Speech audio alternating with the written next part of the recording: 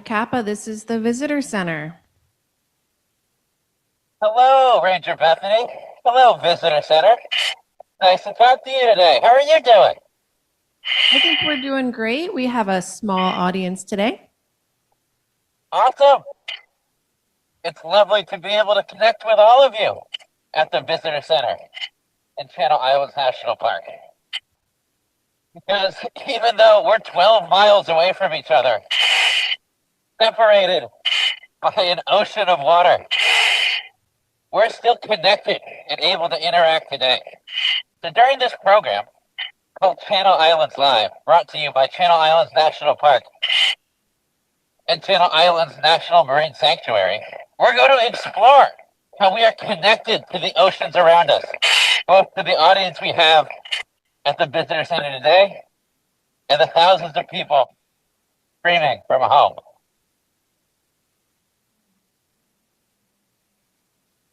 We are broadcasting during a pretty special day here at Anacapa Landing Cove. The visibility, or how far we can see underwater, has been pretty spectacular as our volunteer camera operator Kaji pans around to the kelp forest from which we are broadcasting. We can see many of the over 1,000 species that call kelp forest home. Because Channel Islands National Park protects vast underwater forests of algae called kelp forests that can grow faster than 2 feet per day and up to 100 feet long. And these kelp forests are connected to all of us, both along the coast on the mainland and all over the world. And I wonder, Ranger Bethany, where is our in-person audience coming from today? Are they locals from Ventura, or have they traveled a long way to come join us? All right, let me see. Where are folks from? Ventura. So we have Ventura. Camarillo. Camarillo? Yeah, Camarillo. All right, so we have Ventura and Camarillo today. Oh, fantastic. Right here in Ventura County. There are many ways that all of us living right along the coast are connected to the Channel Islands. When we drive down the 101 and take a look at the islands off in the distance, every breath we take during that drive is connecting us to the kelp forest surrounding us. Kelp and other photosynthetic algae, or algae that are taking in sunlight and carbon dioxide and releasing oxygen, reduce half of the oxygen in our ocean and our atmosphere. Even if you've never taken a boat across from Ventura or Camarillo to the islands, or submerged yourself in this underwater fairyland of a kelp forest, you're still connected with every breath that we take. I wonder if we can take that opportunity to really internalize that connection and all take one deep breath together and say thank you to the kelp afterwards. If you want to join me in taking a deep breath and saying thanks for the help, kelp, we can explore that connection together. Are you ready, Bethany? All right, we're ready. All right, 1, 2, 3, deep breath. And thanks for the help, kelp. Awesome.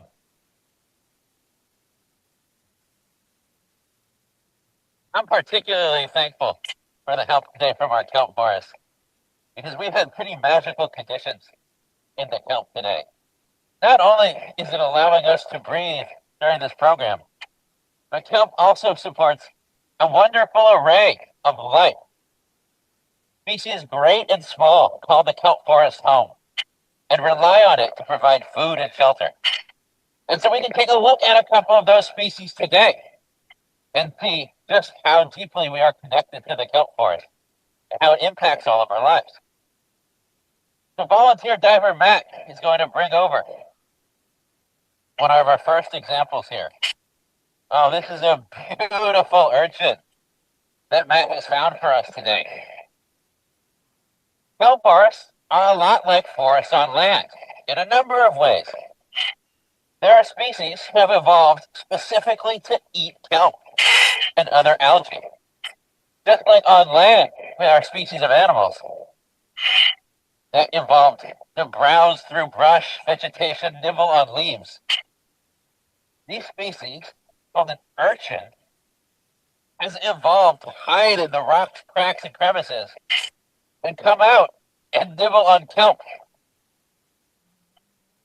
Kelp is not just a home for many of these animals, it's also its food. It's like living in a gingerbread house that you can nibble on throughout the day.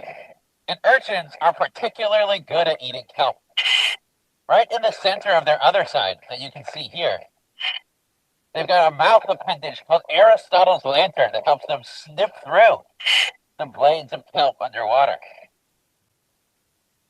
They also have hundreds of tiny little tube feet called podia that you can see on the bottom of the kelp, or on the bottom of the urchin here, that they use like a mini hydraulic system. They pump water through their bodies, reach out with their podia, grab onto the substrate below, and crawl along the ocean floor.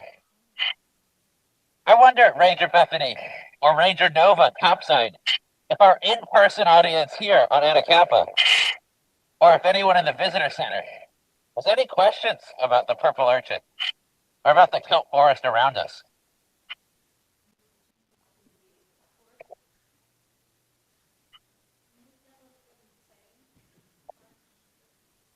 We have one question here, topside from Ranger Tim. Can you eat these? Oh, that's a good question, Tim. Yes. Urchins, especially this giant one holding in my hands, are considered a delicacy, both in the US and overseas. Inside of these urchins, a lot of their internal organs are quite tasty for those who like seafood. Seafood called uni. And in a healthy kelp forest, where urchins have lots of kelp to eat, they can get nice and fat. And so uni is a delicacy. This is close to a full dinner right here, or at least an appetizer that I'm holding in my hand.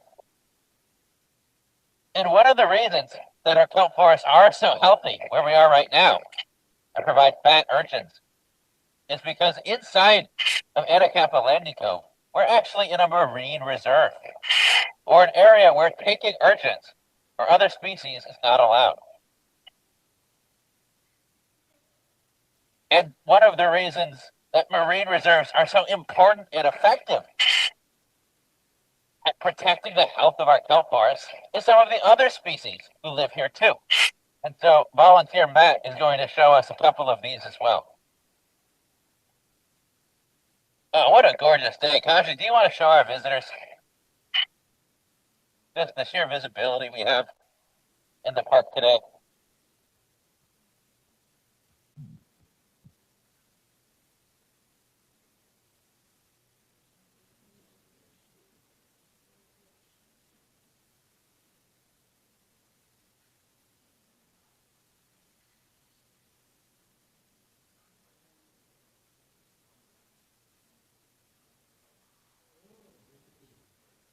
One of the reasons that we have such spectacular kelp forest ecosystem with towering cathedrals of algae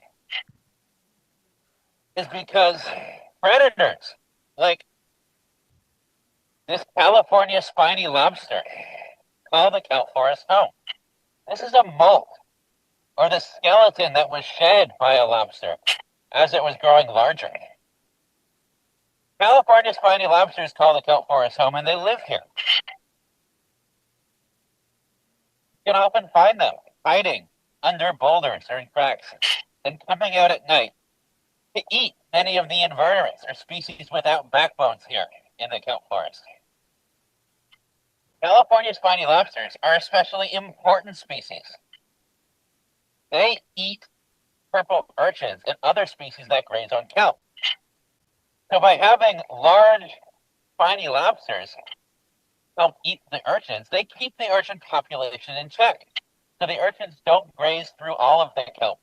And we still have healthy kelp forests and a balanced ecosystem here. Which in turn helps all of us on the mainland. whether we like to eat fish or just breathe air. Spiny lobsters are connected to all of us by the balance they help bring to the ecosystem of the Channel Islands. And they're also connected to other animals that we find here. For instance, volunteer diver Kaji is going to take us to one of the coolest marine animals in the park that is connected to the lobster and all of the species that we find here.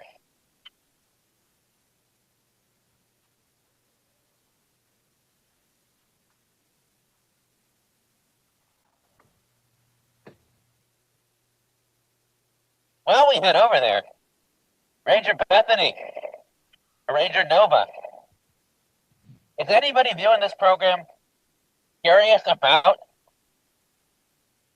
spiny lobster or any of the animals in the kelp forest we're seeing during this broadcast? Yeah, so we have a question here. The question is, We were wondering what the kelp does for the ecosystem. That's a great question.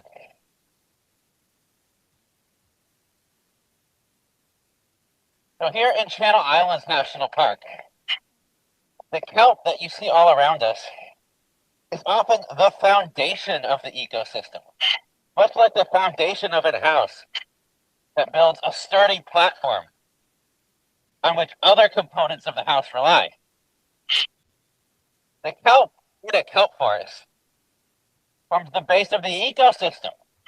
It provides that food and that shelter for those thousands of different species who call the kelp forest home. Without the kelp, we'd lose the ability for these animals to find food or to find a place to call home. And one of those species that depends on the kelp forests and the ecosystem that they create is the abalone. Abalone are a type of snail that we find underwater. They're a marine snail that is deeply connected to Channel Islands National Park and to California culture at large. Where we're diving right now is currently submerged. We're about 25 feet underwater. But thousands of years ago, when sea levels were a lot lower, this was all on land, part of a super island called Santa Rosa. And the Chumash people have been connected to the Channel Islands since time immemorial, since before the northern islands separated. Back then, where we're diving right now would be on land. Chumash were connected and remain connected to the abalone and other marine life found in the park. Abalone are a source of food for the Chumash. They would utilize the shells for all sorts of practical and cultural uses, from bowls, gaiters, as well as just being lunch. So abalone have been connected to us as people for as long as people have existed out here on the Channel Islands and have been calling this area home, and remain connected to the Chumash people who still call this area home. And I've got the shell of an abalone right here so that we can kind of understand what they look like. Abalone have this hard circular shell with little holes and ports on them. They can be a little bit of a cryptic species, which means they can be hard to see if you don't know what you're looking for. But I'm actually surrounded by abalone right now. There are several large ones who have been grazing kelps off the rocks right next to me. Let's take a look at some of them, Kaji. Let's get in closer.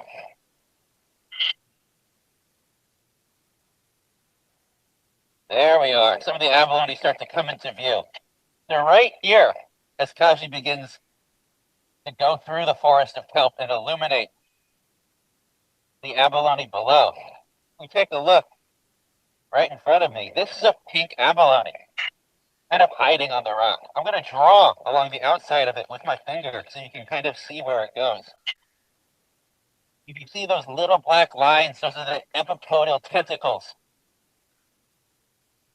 or the little tubes on the outside of the abalone that it's using to sense its environment. Abalone are almost entirely foot. The foot of the abalone helps them cling on to the rocks and move their way around the kelp forest. Abalone can move really fast for a species that lives underwater and clings to rocks. But they often stay in the same place if it's a really good place to be. These pink abalone I've been visiting for years here at Anacapa, and they love to stay right on this rock.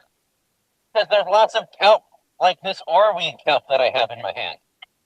Abalone are connected to the kelp forest because they like to graze on little bits of kelp that pass by.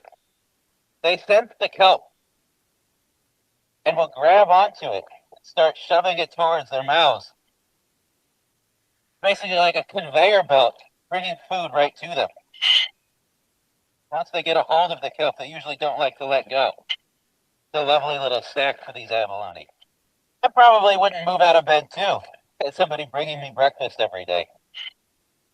So abalone are connected to the kelp forest because it provides them that home and that food. And we're connected to the abalone since time immemorial. But we're also connected to the abalone, not just because we've been using them as food and because they have deep cultural ties to the Chumash people and to coastal California at large, but also because we impact the kelp forest and the environment around us. As Tashi takes us back into the gorgeous visibility that we have here today.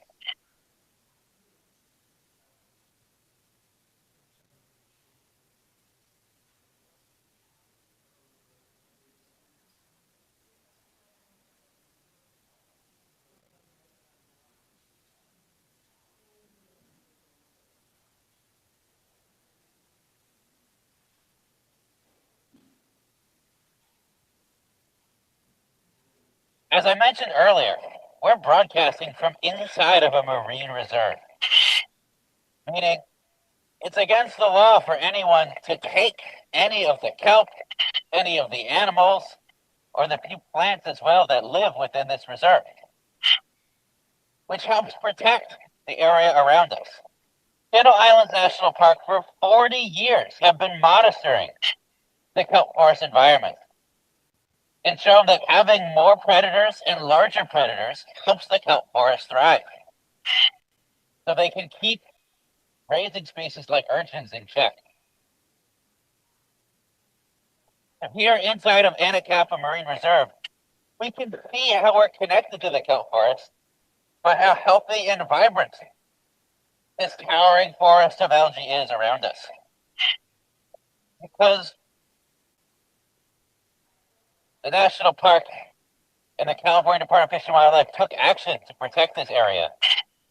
The abalone, the lobster, and the humans connected to them will be able to enjoy the kelp forest for generations to come.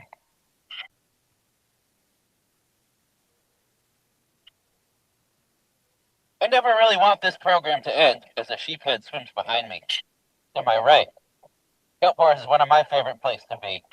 But we're coming to the conclusion of our program.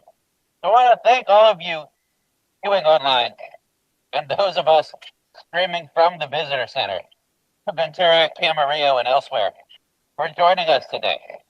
And I want to learn, as we wrap up this program, how else do we feel that we're connected to the kelp forest? Does anyone have a suggestion of how we can all help the kelp?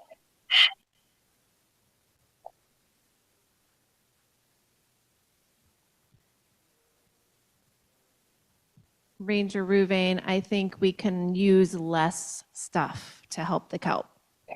Oh yeah, using less stuff. That's a great example. Here in the kelp forest, we often find marine debris or pieces of trash that have made their way out into the ocean. Those pieces of trash can be harmful to species of marine life that are found here. By reducing the amount of trash we create and by reusing items that we may have, we can help keep the kelp forest healthy. for generations to come. Awesome. Ranger Bethany, unless we have any additional questions from our audience, I want to thank you all for joining me from the Visitor Center today. It was awesome to be connected to you to this program, and I wish you all best wishes. Thank you, Ranger Ruvain. We don't have any questions here. We appreciate you.